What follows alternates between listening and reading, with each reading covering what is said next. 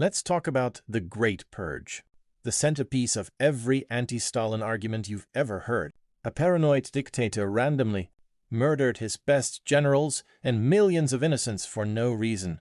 The story is neat, satisfying, and detached from reality. Let's dismantle it. First question: was there an actual threat? The Soviet Union in the 1930s was crawling with foreign intelligence. Nazi Germany had networks cultivating contacts inside the Red Army. British intelligence, from their own declassified archives, ran operations to destabilize the government.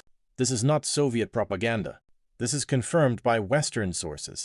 The idea that Stalin hallucinated a conspiracy is historically illiterate. There was a real documented threat to the workers' state. Second question: were the purges random mass murder? No. They targeted a bureaucratic class that had grown corrupt under the new economic policy. People obstructing industrialization and sabotaging grain procurement, some connected to opposition circles that had plotted against the leadership. Mistakes were made. Innocents were caught. Nobody denies this, but calling it a madman killing for pleasure is a deliberate lie. Third question: did the purges work?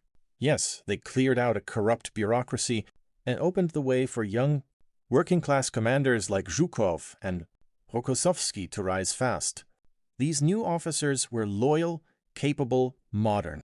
They smashed the Wehrmacht at Stalingrad, Kursk, and Berlin. If Stalin hadn't acted in 1937, the Soviet Union would have collapsed from internal rot before the first German tank crossed the border. Now the numbers, because propaganda goes unhinged here. Western pop historians claim tens of millions executed. The actual Soviet archives, opened after 1991 and studied by Western researchers, show around 700,000 death sentences during the entire period, most for genuine crimes, including wartime espionage. That's a tragedy, not tens of millions. The United States executed over 1,500 just through normal peacetime courts. How many hundreds of thousands died from CIA death squads across Latin America and Asia? Where are the trials for the Iraq war architects who killed over 1 million? The selective outrage is the point. Harsh times demanded harsh measures. The workers' state survived and defeated fascism. That's the part they never want you to think about.